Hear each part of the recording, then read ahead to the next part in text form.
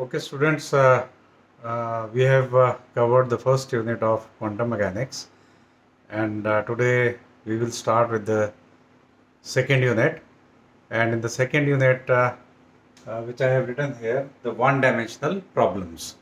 One-dimensional problems, and the first article in this is particle in a box. Particle inside a box or particle in a box. This is very important again. So इसमें देखिए है क्या है यहाँ पे हमारे पास कि this is a box. This is a box which I have shown here. कि this is a box of length capital L. कि you will take a box of length capital L, and the walls of this box, they are very rigid, and particle is inside the box.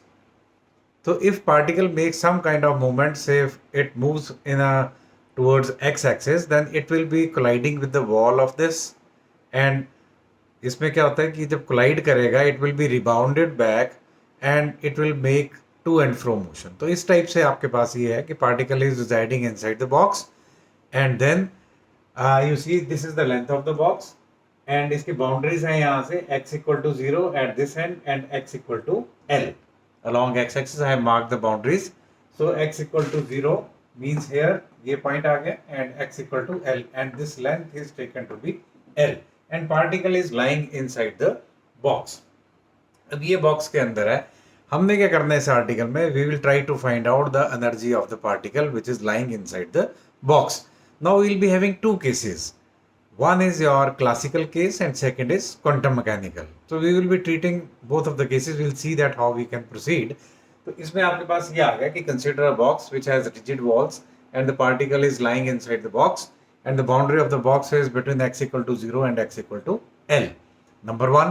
Second, इसमें आपने ये चीज note करनी है कि जो आपके पास पोटेंशियल है, potential V, which will be here inside the box. यहाँ पे inside the box potential is minimum. Box के अंदर पोटेंशियल मिनिमम है, and for convenience we take it as equal to 0. Let us say v is equal to 0 which is constant inside the box, और x से पीछे की तरफ यहाँ पे less than equal to x यहाँ पे, and x greater than equal to l.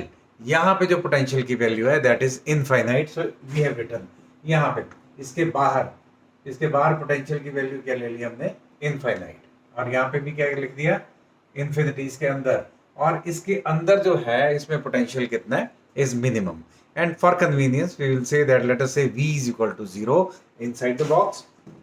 v is equal to 0 inside the box, let us say this is minimum, say for example, and v is equal to infinity outside the box. Outside the box क्या हो गया, x less than equal to 0 and x greater than equal to l. अगर x की value l से ज्यादा आएगी तो यहाँ पे वैल्यू इन्फिनिटी आ जाएगी पोटेंशियल की, इस तरफ भी है, और इनसाइड जो है that is constant, and for convenience let us say that this is equal to 0. तो ये कंसिडरेशन है सिर्फ यहाँ पे कि particle is lying inside the box, and this is the condition here. Now we will be treating this particle in two ways. हम दो तरह से इसको एक्सप्लेन करेंगे. First is your classical view and second is quantum mechanical view. So let us see that first इसमें आपके पास जो आ रहा है कि what is classical view. So the first is classical view. Classical view का मतलब क्या होता है कि जैसे ओल्ड मैकेनिक्स है, या वो उसको कैसे एक्सप्लेन करेगा, वेयर द लॉज ऑफ से मोशन आर एप्लीकेबल, या किस टाइप से आपके पास आएगा, that is the classical case. So here you see what will happen here inside the box.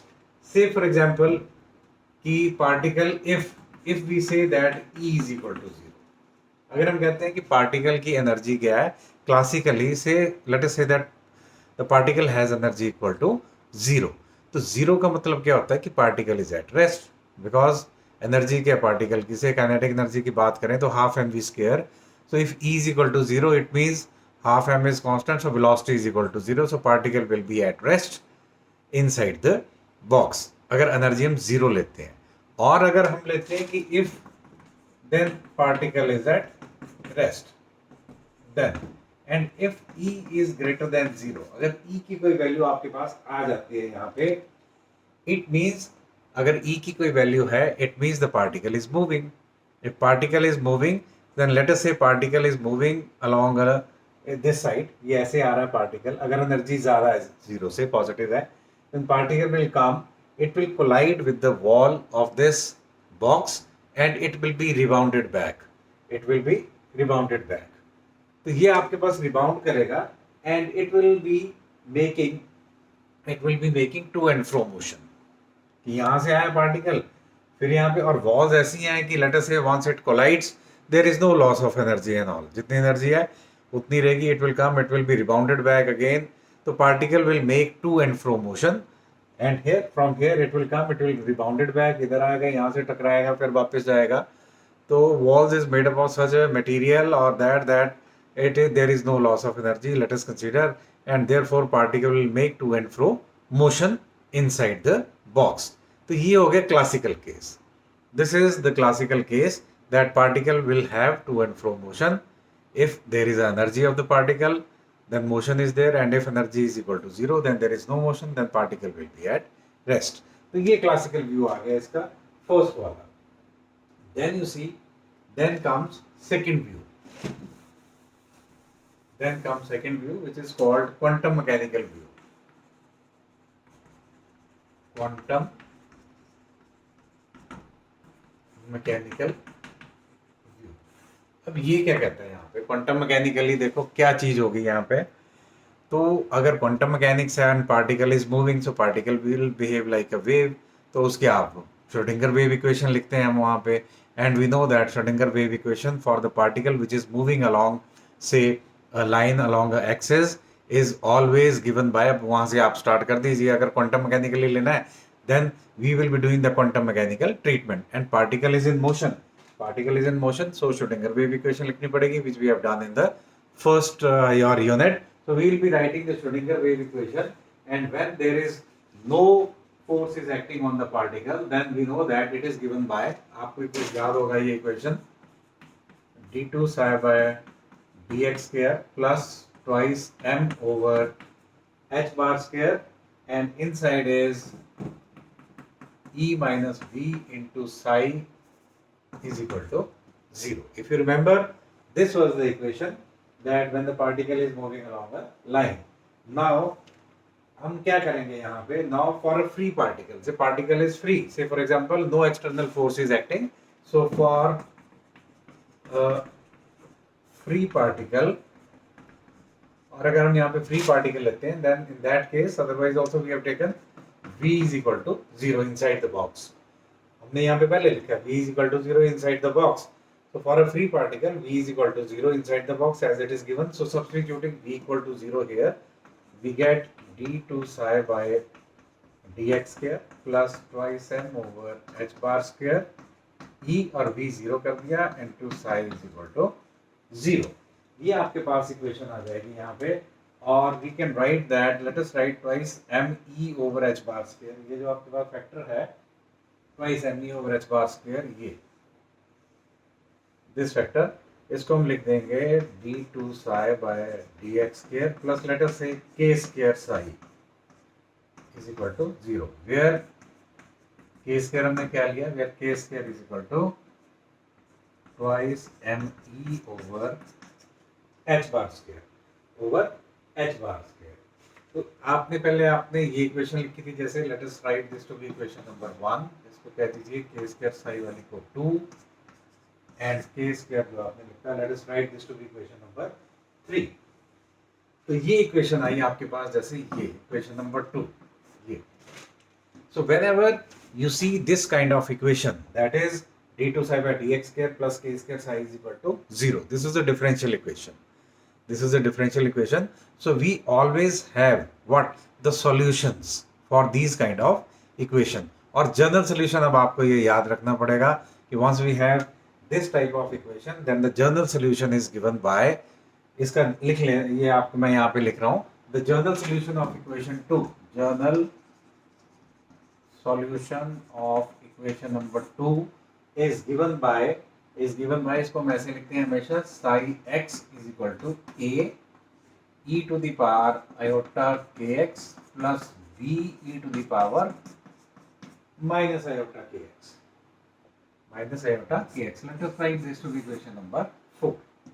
This is very important solution. This is very important solution कि जब आपके पास ऐसी इक्वेशन होती है तो इसका सोल्यूशन ऐसे लिखा जाता है psi x is equal to a e to the power iota k x plus b into e to the power minus iota k x.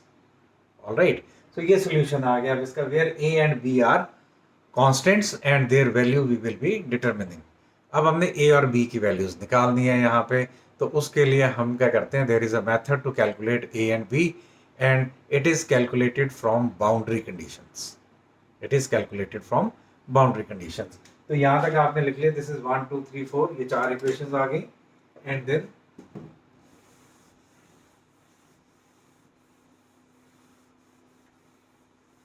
ये चलो मैं बता do this. So we have 4 equations. So these values are calculated from boundary conditions. तो यहाँ पे हम लिखेंगे boundary conditions.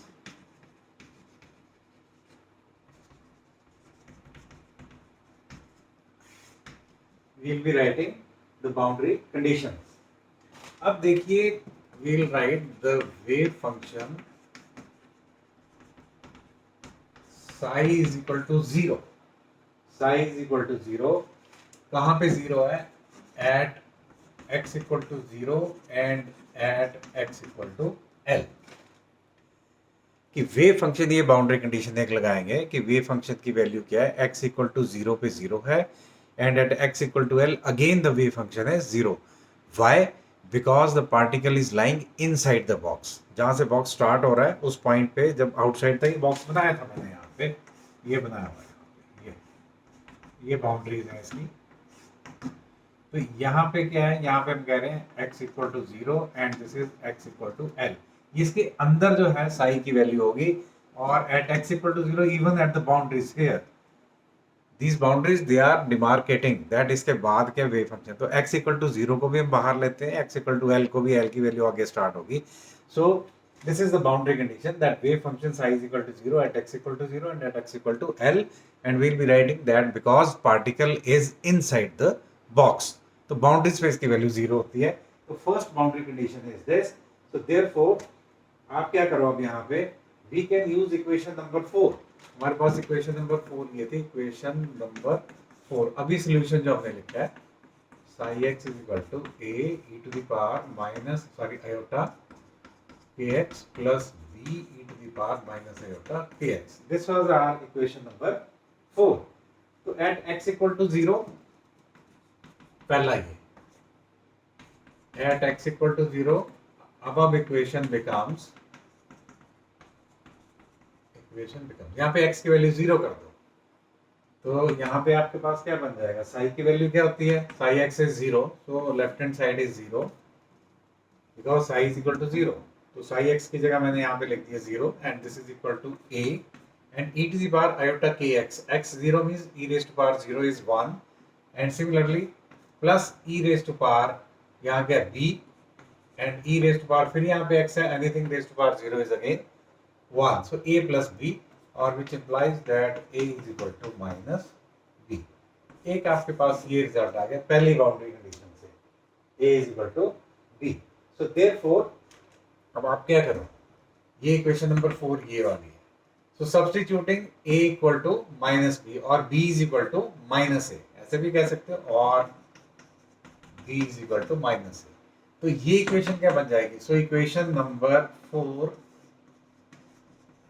Becomes 0 is equal to at x equal to 0.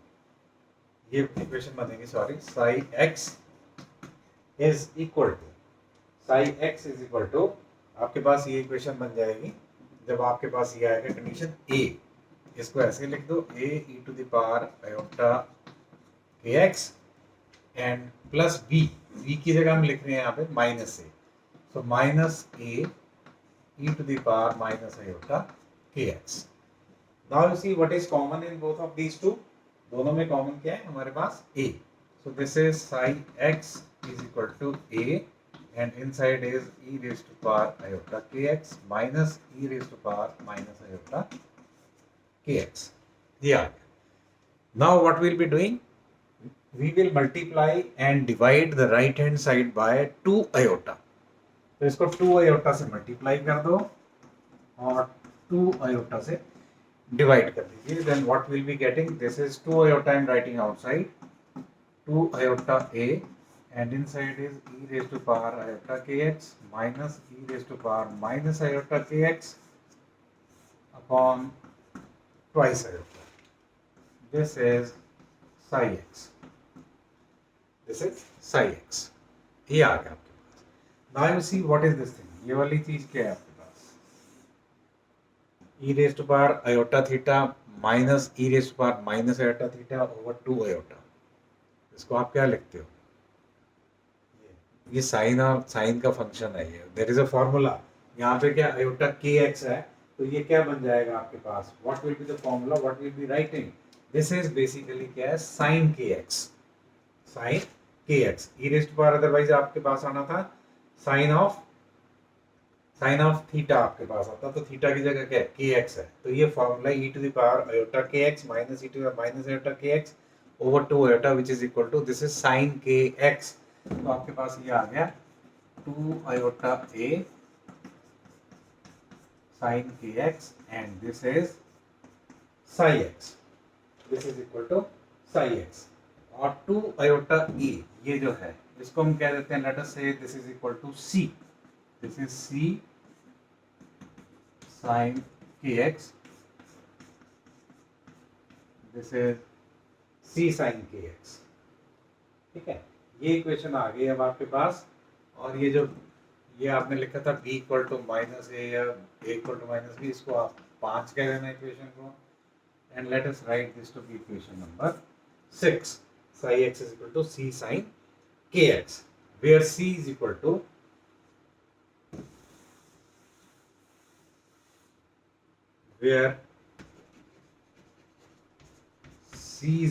c की वैल्यू क्या? Twice iota a.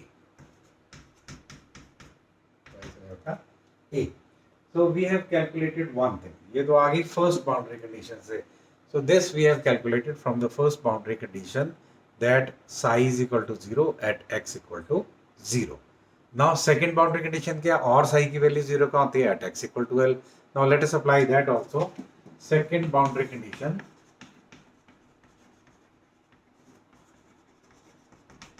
Second boundary condition that psi is equal to 0 at x equal to L. At x equal to L. So therefore आपके पास psi x की value क्या आ रही है? psi x की value 0 आ रही है at x equal to L. Now consider equation number 6. Therefore equation 6 becomes, ये बन जाएगा psi x is equal to 0 left hand side and this is equal to c sin k x है लिखा हुआ. So this is c sin k.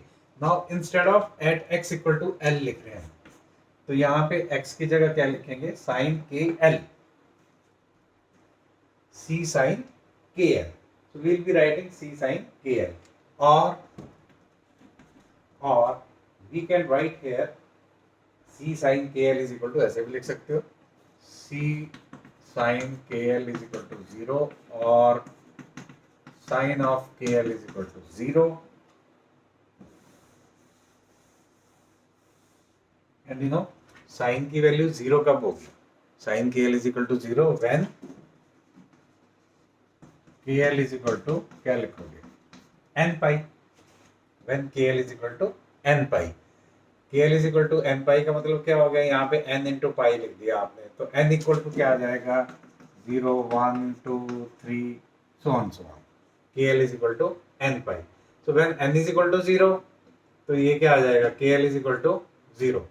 When n is equal to 1, तो ये आगे kl is equal to pi, तो sin pi is again equal to 0.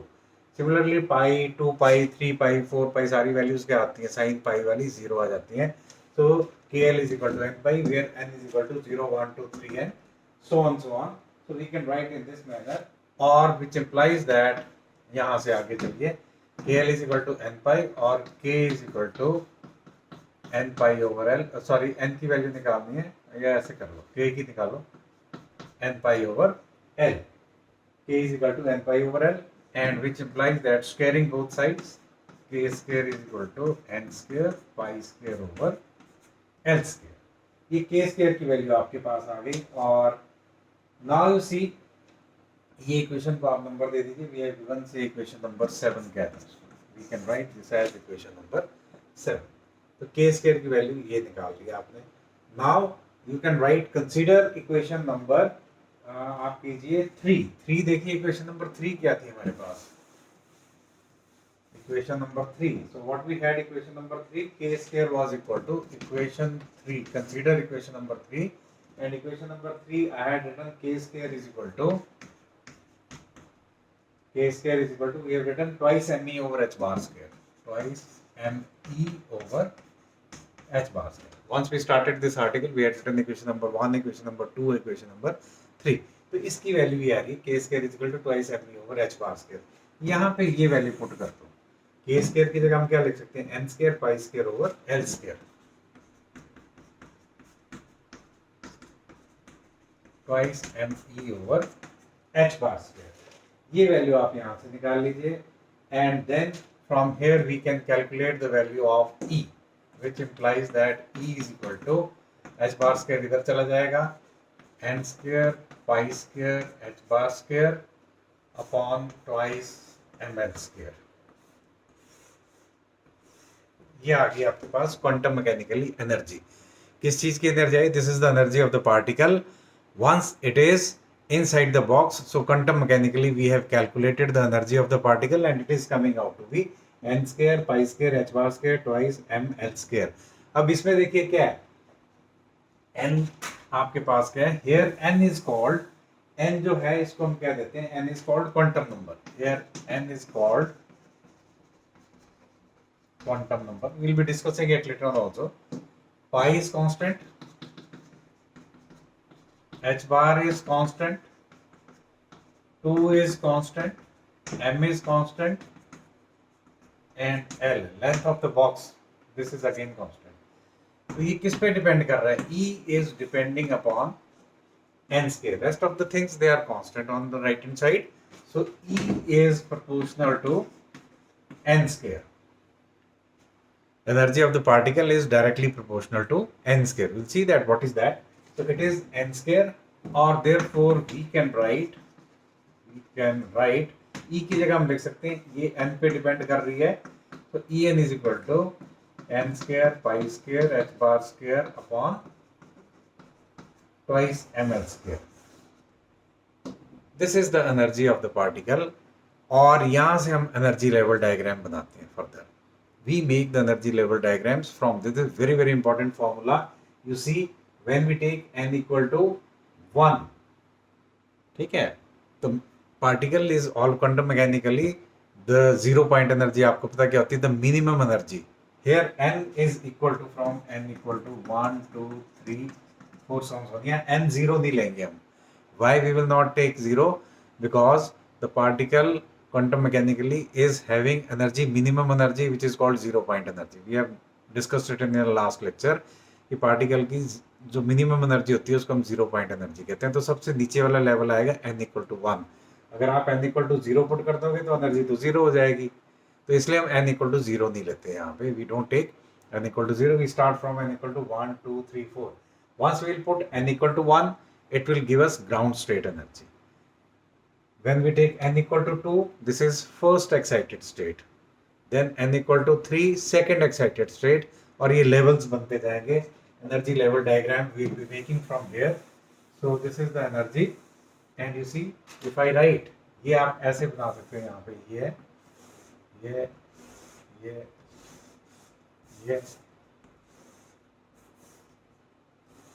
इसको मैंने बोल दिया. Say for example, I am writing E1. So n equal to 1 implies E1. तो n equal to value 1 put कर दी, pi square h bar square over twice ml square. ये आपके पास आ जाएगी तो n corresponding to n equal to 1 and this is called E1. This is called E1. तो ये आ गया E1 corresponding to n equal to 1. अब चलो n की वैल्यू 2 पुट करो. n equal to 2, this will give you E2. तो 2 का यहाँ पे 2 करोगे, 2 2 4. तो 4 टाइम्स हो जाएगा pi square h bar square over twice m l square, और दिस इज 4 टाइम्स, ये क्या है, pi square h bar square over 2 m l square, this is equal to E1, तो we write 4 times E1 E2, तो E2 जो आएगी आपके पास, this is, if I write E2, this is 4 times E1 for n equal to 2. So this is ground state, this is first excited state, this is second excited state. So n equal to 3, यहाँ पे 3 put कर दोगे, this will give you 9, बाकी ये E1 ही है. So this is E3 is equal to 9 times E1. n equal to 4, 4 करोगे तो 16 times E1, तो यहाँ पे आप और ऊपर दिखा सकते हो 16 times E1.